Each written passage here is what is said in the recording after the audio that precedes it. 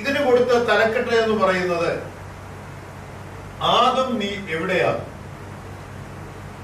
ഇതിനൊരു വേദപുസ്തക പശ്ചാത്തലമുണ്ട്. ഈ ഒരു ചോദ്യത്തിൽ ആദം നീ എവിടെയാണ് നമുക്ക് എല്ലാവർക്കും അറിയാവുന്ന കഥയാണ്. ഏദൻ പറുദീസയിൽ ആദം എന്ന് പറയുന്നത് സൃഷ്ടാവ് സൃഷ്ടിച്ച സൃഷ്ടികളുടെ ഒരു ആകത്തുകയാണ്. നമ്മള് ആദമിനെ ഹവ്വായും സൃഷ്ടിച്ചെന്നൊക്കെ പറയുന്നത് അങ്ങനെ ഒരു കഥയുണ്ടെങ്കിൽ പോലും ആദം എന്ന് പറയുന്നത് എല്ലാ സൃഷ്ടികളുടെയും ഒരാകത്തുകയാണ് ആദം എന്ന് പറയുന്നത്. അപ്പൊ അവിടെ സൃഷ്ടാവ് സൃഷ്ടിയെ സൃഷ്ടിച്ചതിന് ശേഷം ഏദൻ പറുദീസയില് ഇറങ്ങി നടന്നു നോക്കി.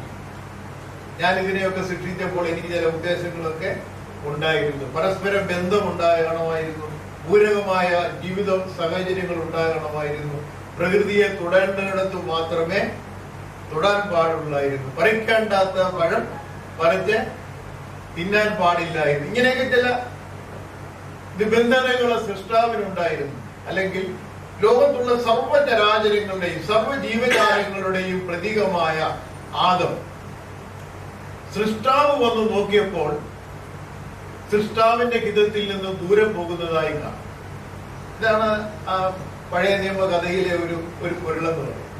അപ്പോൾ സൃഷ്ടാവ് ഇറങ്ങി വന്നപ്പോൾ ആദം സൃഷ്ടാവിന് മുഖം കൊടുക്കാൻ വയ്യാതെ ഒന്ന് ഒളി. ഈ സമൂഹം ദൈവഹിതത്തിന് സൃഷ്ടാവിന്റെ ഹിതത്തിന് വിരുദ്ധമായി ജീവിക്കാൻ തുടങ്ങിയപ്പോൾ ഗിരി സതീശൻ ഈ ഒരു ചോദ്യം ചോദിക്കുകയാണ്. ആദം എന്ന് പറയുന്ന ആരാണ്? ഇവിടെയുള്ള സകല മനുഷ്യരും സകല ജീവജാലങ്ങളും സകല രാജ്യങ്ങളും എല്ലാവരെയും നോക്കിക്കൊണ്ട് ചോദിക്കുകയാണ്, ആദം നീ എവിടെ? അപ്പൊ ഇതൊരു വർത്തമാനകാല സമസ്യ എന്ന് പറയുന്ന വളരെ ശക്തമായ ഒരു ചോദ്യമാണ്.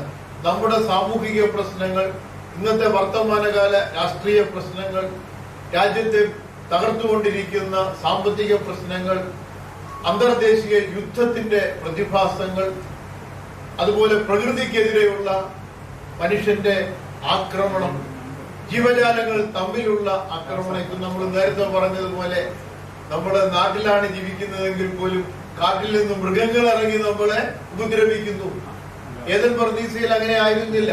അപ്പോൾ ഇതെല്ലാം ഉള്ളിൽ കണ്ടുകൊണ്ടാണ് ഈ ഒരു വലിയ ചോദ്യം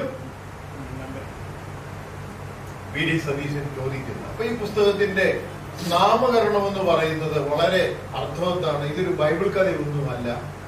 ബൈബിളിലെ ചില കാര്യങ്ങൾ അദ്ദേഹം പറയുന്നെങ്കിൽ പോലും ഇത് സമസ്ത മേഖലകളെയും നമ്മുടെ സമൂഹത്തെയും എല്ലാ രാജ്യങ്ങളെയും വർത്തമാനകാല സാഹചര്യങ്ങളെയും മനസ്സിൽ കൊണ്ടുകൊണ്ട് വളരെ ശക്തമായി ചോദിക്കുന്ന ഒരു ചോദ്യമാണ് ആദം.